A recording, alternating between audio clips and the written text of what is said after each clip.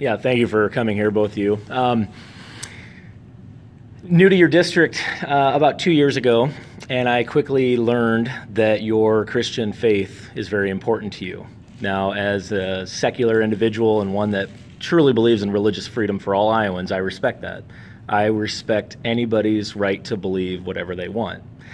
Now, this session, I've come to learn that it's more than just a belief to you both, that you're very passionate about it. Recently, Representative Salmon, we saw the Bible bill. We've also heard comments from you about your criticism of some things that you deem as secular religion or atheistic religion. Senator Johnson, recently I requested your support in allowing me to deliver an invocation down at the State House. I delivered the first ever secular invocation in the House last year, and I believe that there's never been one down in the Senate. Your justification for that, for denying me that opportunity, was that you are, quote, known as a legislator to have Christian beliefs. That's fine. I'm curious, though, do you two see yourself as Iowans first or Christians first?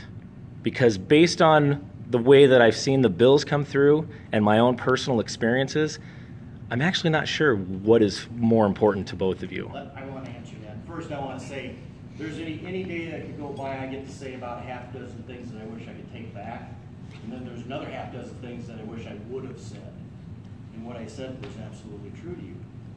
What I would also bring on, Justin, though, is that for me to invite somebody in at prayer time, which amounts to 1 minute, maybe 3 minutes out of, if you use an 8-hour day as an example, 480 minutes, 3 minutes, 0.00625% of that day was spent on prayer. The rest of the day is wide open for whatever. So I'm interested that, speaking of God for that short a time during the day in the Capitol, has everybody up in arms. I'm good with whatever you want to believe or not believe. I'll talk with you about any subject, the rotunda, anywhere you want to in the Capitol. For that moment in the Senate that is set aside for prayer, for me to invite you in, it is an invite by invite. Here's my policy going forward, just so I'm clear. I will have to have been to a ceremony, something in a religious setting with a pastor that has said prayers with his congregation or her congregation, okay? That's how important it is to me. Maybe at a wedding, maybe at a funeral, maybe even work with them out somewhere in public in some way, shape, or form.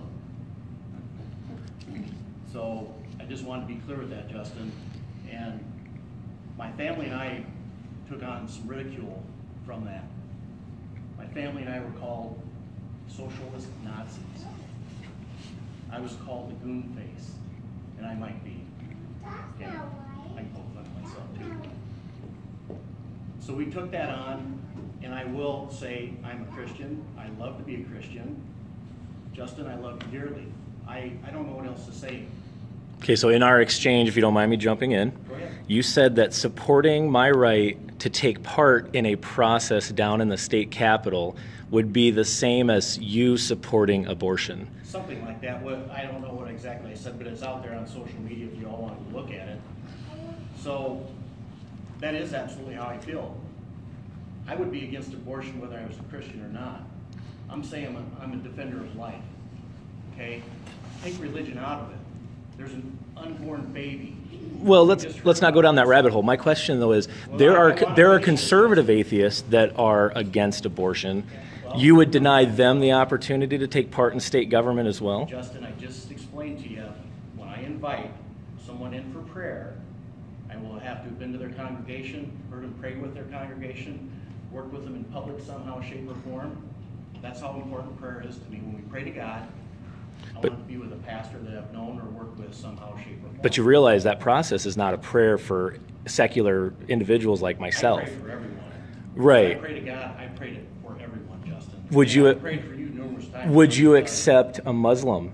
Would you sponsor a Muslim? If I've been to their mosque or to their institution, wherever they go to pray, if I've been there, seen them pray, and understand their background, I wouldn't have a problem, because I think I know a lot of atheists. In fact, Justin, I'll have to tell you, I think I have atheist friends, which we never talk about it, but don't raise this kind of business with me. They don't question me as a Christian. No, I want to know, do you see yourself as a Christian first or an Iowan first? Because when you don't represent myself as an atheist, you're turning your back on as many as 1 in 5 Iowans. I don't believe that at all. I don't believe that at all. You don't believe the facts that are coming out. I represent 60,000 people in my Right, district. right. And there's a good Everybody in there chance, in one way, shape, or form. and there's a good chance that a big portion of that don't go to church, aren't religious, but maybe have something to I say. didn't go to church until about 19 years ago. Right. And you realize that process down in Des Moines is not an invite only. Well, Justin, you and I could argue about this all day long, but it is time for... I'd like to know what Mrs. Salmon says about that. Are you a Christian first or an Iowan first? Does it matter? It absolutely does matter. This isn't related. No, but when you bring religion into government and you favor one group over another, that's where I have an issue, and that's where many Americans have an issue with that. I represented myself as a Christian when I was campaigning, so everybody knew who I was. Right, but you represent all Iowans. You can be a Christian, but when I come to you as an atheist, as somebody that doesn't practice your faith, don't I deserve the same opportunity? If you were in my shoes, would you invite in the religious leaders to pray? But I'm not asking you to invite. I'm asking you to sponsor. And they did that last year for me. From what I understand as a religious representative in Waterloo, because Mrs. Salmon wouldn't sponsor me because she wasn't there. Were you able to get anyone else to sponsor you then, as you call it, sponsor you in the Senate? I only reached out to one person and she said yes. In the Senate? No, in the House. So far, I've had to email every single representative in the Senate, every senator so far. Is there any luck? Is there anybody I should be pursuing for you? No, I've done all the work on my own. I've been able to go out. Ms. Salmon, would you answer the question, please? I want to address what you brought up about the Bible literacy bill so people understand what that is. What all that bill does is it allows schools to offer the Bible as an academic course and lays out the parameters for it. It's not allowed to favor or disfavor one religion over the other. And we brought this bill forward so that schools could go forward in confidence if they wish to offer a course like that and know that they're meeting constitutional muster. But why? Go ahead and lay. But you didn't answer my first question. I just gave you. Are you an Iowan or a Christian first? What's more important to you? They're both important, and I am both. Thank you. Go ahead.